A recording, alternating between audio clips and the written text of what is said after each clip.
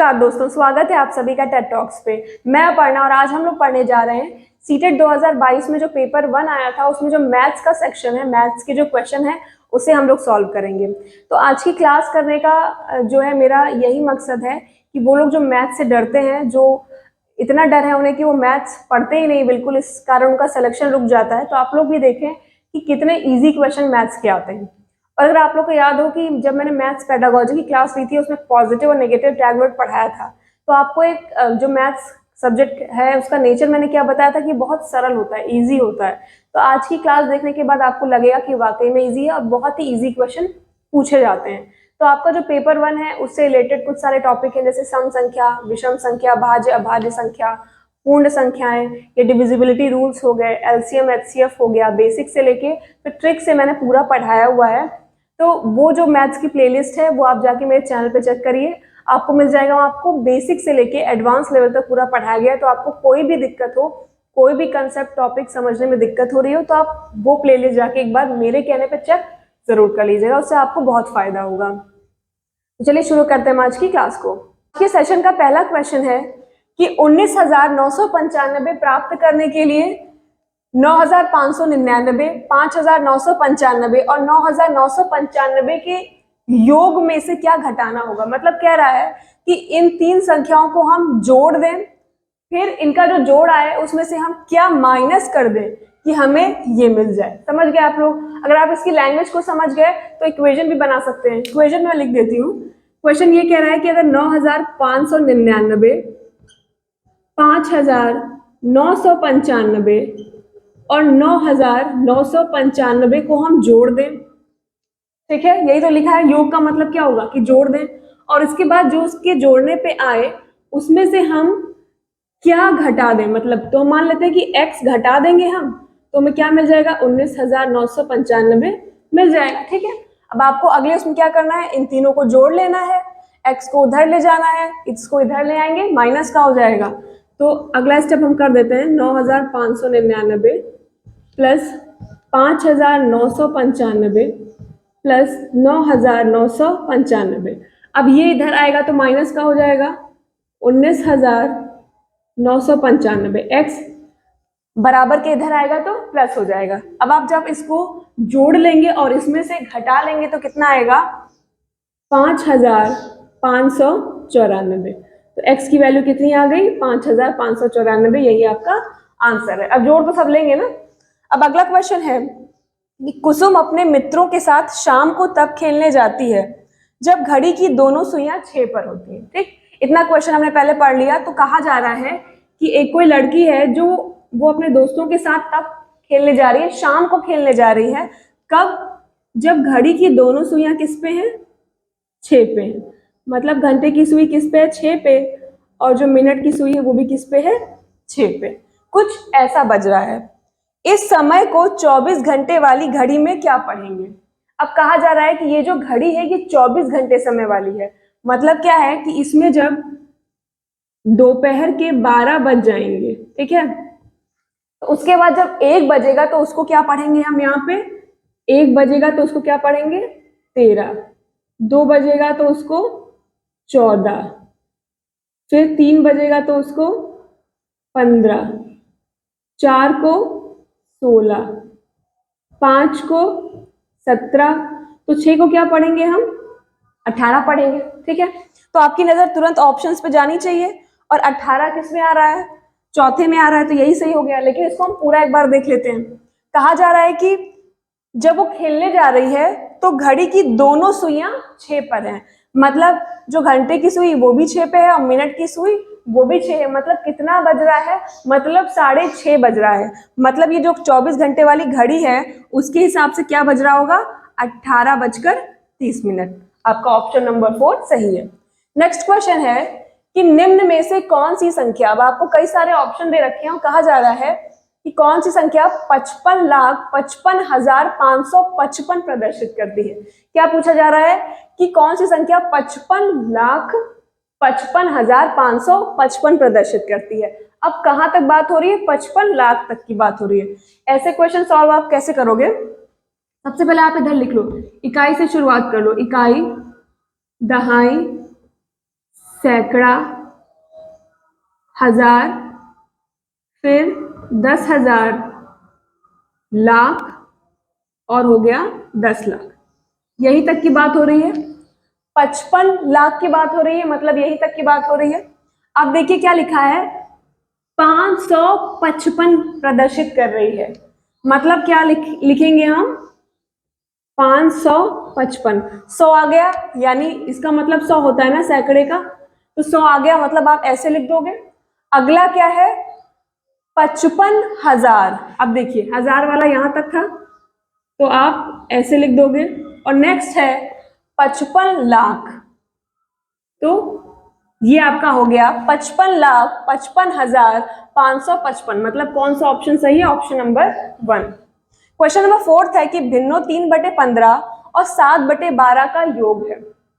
ठीक है, तो जब आपको ऐसी भिन्न दी हुई हो और उनका योग पूछ रहा हो तो आप क्या करेंगे, यानी क्वेश्चन ये पूछ रहा है आपसे कि 3/15 प्लस 7/12 क्या है, यही तो पूछ रहा है आपसे। तो आपको सबसे पहले क्या करना होगा, सबसे पहले आपको इसमें 15 और 12 का एलसीएम लेना होगा। अब एलसीएम निकालना, एचसीएफ निकालना, ये सब मैंने आपको पहले की क्लासों में समझाया हुआ है। तो जिसने नहीं देखा है, आप जाके जो है सीटेट मैथ्स की जो है कंप्लीट पेडागोजी और मैथ्स की जो क्लासेस हैं उसकी पूरी मैंने प्लेलिस्ट बना रखी है, तो आप वहां पे जाइए, उसको देख के आराम से पढ़ सकते हैं। और बहुत बेसिक से समझाया है वहां पे, ठीक है ना, बहुत ही बेसिक से। तो अगर आपको नहीं आता है, आपको मैथ से डर लगता है, तब आप जाके, मैं रिकमेंड करूंगी कि आप जरूर से मेरे कहने पे एक बार जाके उस प्लेलिस्ट को जरूर चेक करें। तो वहां पे मैंने सम संख्या, विषम संख्या, परिमेय, अपरिमेय, भाज्य, अभाज्य, पूर्ण संख्याएं, डिविजिबिलिटी रूल्स सारे जो हैं आपके 2 से लेकर 9 तक की संख्याओं के, एलसीएम, एचसीएफ, सब कुछ जो है आपके एग्जाम में जो पूछा जाने वाला है पेपर 1 में, सब बहुत अच्छे से बेसिक से पढ़ा रखा है। तो एक बार जाके उसको चेक जरूर करिएगा। तो सबसे पहले हम क्या करते हैं, एलसीएम निकालते हैं। तो एलसीएम निकालना आप सबको आता है। तो 15 और 12 का एलसीएम क्या होगा, देखिए 3×5 = 15, 3×4 = 12, फिर 4 है तो 2 से जाएगा, फिर और यहाँ पे 5, मतलब इसका एलसीएम क्या आ जाएगा, 3 दूनी 6, 6 दूनी 12, 12 पंचे 60। ये एलसीएम हो गया, ठीक है। अब 15 कितनी बार डिवाइड कर रहा है इसको, 15 चौके 60 और 4 तिहाई 12, ये कितनी बार जाएगा, 12 पंचे 60 और 5 सते 35। तो यहाँ कितना आ जाएगा आपका, 47/60। किस ऑप्शन में आ रहा है, ऑप्शन नंबर 2 में। अगला क्वेश्चन है कि पूछ रहा है कि कौन सा कथन सत्य है। तो पहला कथन है कि 1 एक अभाज्य संख्या है, एक की बात की जा रही है कि वो एक अभाज्य संख्या है। अगला है कि 1 एक भाज्य संख्या है, और तीसरा सेंटेंस आपको दे रखा है कि जो 1 है वो ना तो भाज्य संख्या है और ना ही अभाज्य संख्या है। तो आप सबसे पहले आपको पता होना चाहिए कि भाज्य और अभाज्य संख्याएं क्या होती है। तो उनके बारे में मैंने डिटेल में क्लास में पढ़ा रखा है, एक बार फिर से समझा देते हैं। तो देखिए भाज्य संख्याएं क्या है, भाज्य संख्याओं के एग्जाम्पल क्या होंगे, जैसे हो गया 4, 6, 8, 10, मतलब वो संख्याएं जिनके 2 से ज्यादा गुणनखंड है, वो किस में आती हैं, वो भाज्य में आती हैं। और अभाज्य संख्याएं क्या है, जैसे 2, 3, 5, 7, मतलब वो संख्याएं जिनके सिर्फ 2 गुणनखंड हैं। वो कौन से, एक तो इनका गुणनखंड क्या होगा, इन सब का 1 होगा, और दूसरा ये सब खुद के गुणनखंड होंगे, ठीक है। तो समझ गए, भाज्य मतलब 2 से ज्यादा गुणनखंड हो रहे हैं, और अभाज्य मतलब सिर्फ 2 गुणनखंड है। अब बात की जा रही है कि 1 जो आपका 1 है, ये क्या है, भाज्य है कि अभाज्य। अब 1 क्या भाज्य हो सकता है, इसके 2 से ज्यादा गुणनखंड है, नहीं, तो ये भाज्य तो हो नहीं सकता, मतलब ऑप्शन नंबर बी गलत हो गया। अब अभाज्य की बात करें, अभाज्य होने के लिए भी 2 गुणनखंड होने जरूरी है, एक खुद का और एक का, लेकिन एक में क्या है कि ये खुद ही का है, तो ये क्या है, अभाज्य भी नहीं है। इस तरह से इसमें आपका कौन सा ऑप्शन सही होगा, इसमें आपका ऑप्शन नंबर सी सही होगा कि जो 1 है वो ना तो भाज्य संख्या है और ना ही अभाज्य संख्या है, ठीक है। क्वेश्चन नंबर 5 क्या है कि 5 विद्यार्थियों की पेंसिल की लंबाइयां क्रमशः आपको दे रखी है, हाँ, और पूछा जा रहा है कि सभी पेंसिलों की औसत लंबाई बताइए। मतलब क्या पूछा जा रहा है, एवरेज निकालने के लिए आपसे पूछा जा रहा है।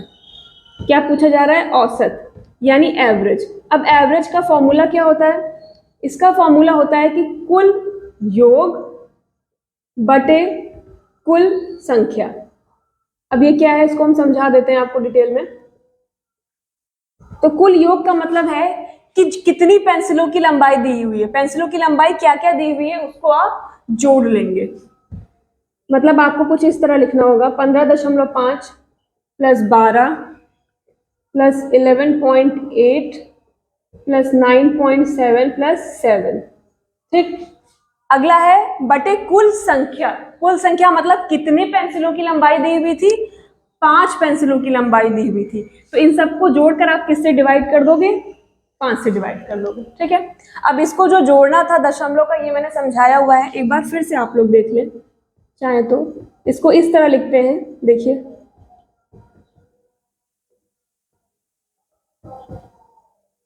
9 और यहाँ से लिखेंगे 9.7 और ये हो गया 7। ठीक है, अब इन सबको आप जोड़ लीजिएगा, जो आएगा उसको 5 से जो है डिवाइड कर दीजिएगा। अगला क्वेश्चन है कि एक त्रिभुज के कोणों का अनुपात 5:6:7 है। तो पूछा जा रहा है कि सबसे छोटे कोण की माप बताइए। ठीक, तो जब इस तरह आपको क्वेश्चन दिया हो कि त्रिभुज के कोणों का अनुपात दिया हुआ हो और फिर किसी एक कोण की माप पूछा हो, तो आप सबको पता है कि त्रिभुज जो है, आप सब ने पढ़ रखा है कि त्रिभुज के तीनों कोणों का योग कितना होता है। अगर त्रिभुज के तीनों कोणों की योग की बात करें तो कितनी होती है, वो 180 डिग्री होती है। अब यहाँ पे आपको तीनों कोणों का अनुपात दे रखा है, कितना, 5:6:7। तो इसको आप इस तरह लिख सकते हैं 5x plus 6x plus 7x is equal to 180 लिख सकते हैं। अब इसको अगर आप जोड़ेंगे तो 5 6 11, 11 7 18, मतलब कितना आ गया 18x is equal to 180 degree. अब आप इसको कैंसिल कर देंगे तो x की वैल्यू कितनी आ जाएगी, 10 आ जाएगी। और पूछा क्या जा रहा है, सबसे छोटे कोण की माप। तो 5:6:7 दिया हुआ है, तो उसमें सबसे छोटा कोण कौन सा होगा, ये वाला 5x वाला ना। तो आप क्या करेंगे, 5x की वैल्यू निकाल लेंगे। तो 5x की वैल्यू कितनी आएगी, x की जगह पे 10 रख दीजिए, तो यहाँ पे आंसर कितना आ जाएगा, 50 आ जाएगा। आपका थर्ड ऑप्शन सही है। समझ में आ गया। नेक्स्ट क्वेश्चन है कि बढ़ते हुए क्रम में व्यवस्थित 7 क्रमागत सम संख्याओं का योग 98 है। इस क्रम की तीसरी संख्या बताइए। तो इस तरह का क्वेश्चन मैंने आपको कराया था जब मैंने आपको सम संख्या और विषम संख्या पढ़ाई थी। तो चलिए फिर से देख लेते हैं क्या कहा जा रहा है कि बढ़ते हुए क्रम में व्यवस्थित, मतलब संख्याएं जो सम संख्याएं दी हुई है, 7 क्रम संख्याओं के, जो 7 सम संख्याओं के बारे में बात की जा रही है जो बढ़ते हुए क्रम में दी हुई है। तो अगर हम पहली सम संख्या मान लें क्या, x, अगर हम पहली सम संख्या x मान लें तो दूसरी क्या हो जाएगी, x प्लस 2 हो जाएगी। यही होगा ना भाई। अगर मान लीजिए कि अगर एक सम संख्या आपको 2 दे रखी है और कहा जा रहा है कि 7 क्रमागत सम संख्याएं बताइए, ये बढ़ते क्रम में है, तो अगली क्या आ जाएगी सम संख्या, 4 आ जाएगी। अगली क्या आ जाएगी, 6 आ जाएगी। फिर अगली क्या आ जाएगी, 8 आ जाएगी। तो आप क्या कर रहे हो, सब में प्लस टू ही तो कर रहे हो जब आपको सम 7 जो है सम क्रमागत संख्याएं दी हुई हो। तो यहाँ पे भी हम वही कर रहे हैं। तो x अगर पहली जो है सम संख्या है तो x प्लस 2 क्या हो जाएगी, दूसरी हो जाएगी। फिर x प्लस 4 तीसरी हो जाएगी, x प्लस 6 चौथी हो जाएगी, x प्लस 8 पांचवी हो जाएगी, x प्लस 10 कौन सी हो जाएगी आपकी, छठी, और x प्लस 12 क्या हो जाएगी, सातवीं क्रमागत जो है सम संख्या हो जाएगी। अब इन सातों संख्याओं का योग आपको कितना दे रखा है, योग दे रखा है 98 के बराबर। ठीक, तो पूछा जा रहा है कि इस क्रम की तीसरी संख्या बताइए। यानी आपसे क्या पूछा है, x प्लस 4 पूछा है, यही तो पूछा है। तो आप क्या करिए, सबको ऐड कर दीजिए। तो x कितनी बार लिखा है, 1 2 3 4 5 6 7, तो कितना आ गया यहाँ 7x आ गया। प्लस क्या करेंगे, 2 में 4 जोड़ेंगे 6, 12 12 8 20, 20 10 30, और 30 में आप 12 जोड़ेंगे तो कितना आएगा, 42 आ जाएगा। ये आ गया, सबको क्लियर है। अब 7x, अब क्या करेंगे, 42 को आप इधर ले आएंगे तो ये माइनस का हो जाएगा। माइनस में हो जाता है तो कुछ इस तरह सॉल्व करते हैं। अब इसको आप सॉल्व करेंगे तो आ गया 56। अब x की वैल्यू कितनी आ जाएगी आपकी, 8 आ जाएगी। पूछा क्या जा रहा है, तीसरी क्रमागत संख्या। तीसरी क्रमागत संख्या आपकी है क्या, x प्लस 4। तो 8 में आप क्या करिए, 4 जोड़ दीजिए तो कितना आ जाएगा, 12। इसमें आपका ऑप्शन कौन सा सही है, पहला ऑप्शन सही है। समझ में आ गया। अगला क्वेश्चन क्या कह रहा है कि मैं 2 अंकों की एक विषम संख्या हूं। कौन सी संख्या की बात हो रही है, विषम संख्या की बात हो रही है। तो जब भी आप एग्जाम में क्वेश्चन सॉल्व कर रहे हो तो हमेशा प्रश्न पढ़ते टाइम थोड़ी सी निगाह ऑप्शंस पे भी रखा करिए। तो जब कह रहा है कि मैं 2 अंकों की एक विषम संख्या हूं तो कौन सा ऑप्शन कट जाएगा, सेकंड वाला पहले ही कट जाएगा क्योंकि ये क्या है, सम संख्या है। फिर कहा जा रहा है और 24 इंटू 4 से अधिक हूं। 24 इंटू 4 से अधिक हूं तो 24 इंटू 4 कितना होता है, 4 चौक 16, 4 दूनी 8 1 9, 96 मतलब इससे ज्यादा है। तो अब आपका 87 ऑप्शन भी कट जाएगा। और क्या कह रहा है, मेरे इकाई और दहाई के अंक बराबर है। तो मतलब 96 से ज्यादा है और इकाई और दहाई के अंक बराबर है, तो ऐसा सिर्फ एक ही ऑप्शन में। कौन सा सही है, ऑप्शन नंबर 4। तो आपको ध्यान रखना है क्वेश्चन सॉल्व करते टाइम जो है आप हमेशा जब क्वेश्चन को पढ़ रहे हो तो एक नजर जो है ऑप्शंस पे भी रखा करिए। कभी कभी सिर्फ ऑप्शन चेक करने से ही जो है बिना पेन उठाए आपका मैथ्स का क्वेश्चन सॉल्व हो जाता है। अगला प्रश्न है प्रश्न नंबर 10।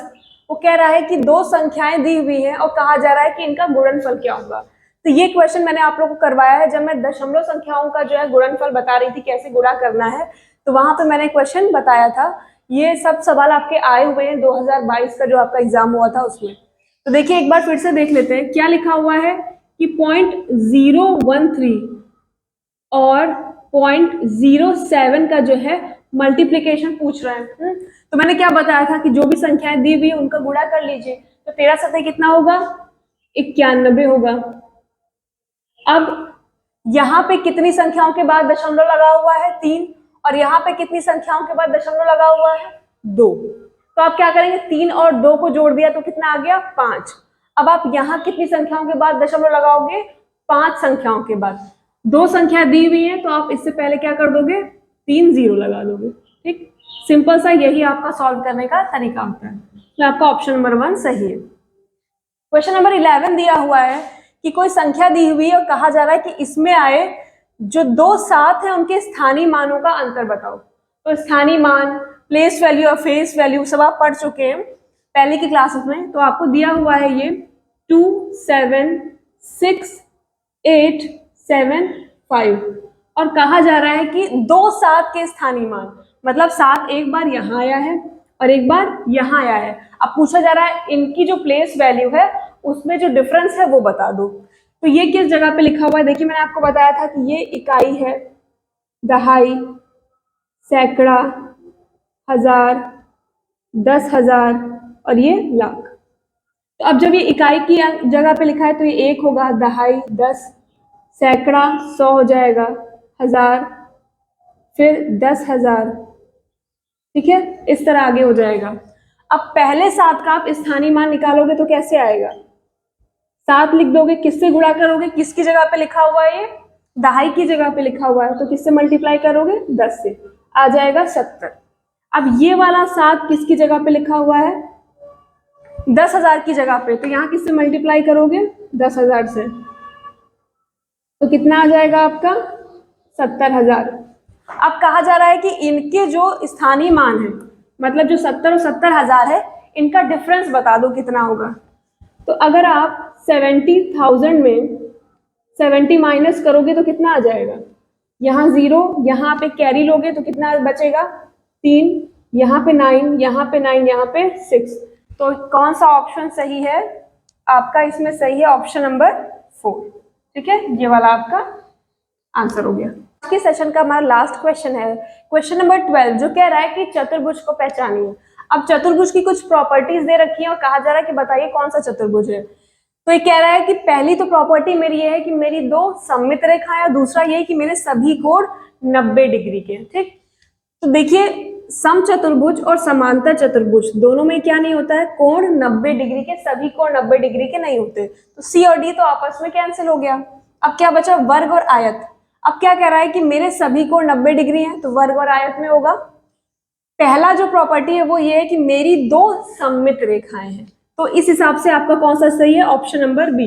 अब देखिए आयत कैसा होता है, कुछ इस तरह का ना, तो इसमें क्या है, आपकी दो सममित रेखाएं होती है। देखिए यहाँ पे ये दो और ये दो सममित रेखाएं हो गई, तो दो सममित रेखाओं का युग्म बन रहा है और प्रत्येक कोण क्या है, 90 डिग्री होगा। वर्ग में क्या होता है, वर्ग की चारों भुजाएं बराबर होती हैं और प्रत्येक कोण 90 अंश का होता है। ठीक है, तो यहाँ पे आपका कौन सा ऑप्शन सही है, ऑप्शन नंबर बी, आयत। आई होप आपको आज की क्लास पसंद आई होगी। अगर आपको आज की क्लास अच्छी लगी है तो इस वीडियो को लाइक कर दीजिएगा और अपने दोस्तों में शेयर करिएगा, चैनल को सब्सक्राइब कर दीजिएगा। हम आपसे मिलते हैं अपनी अगली इंपॉर्टेंट क्लास में, तब तक आप सभी को बेस्ट विशेस, नमस्कार।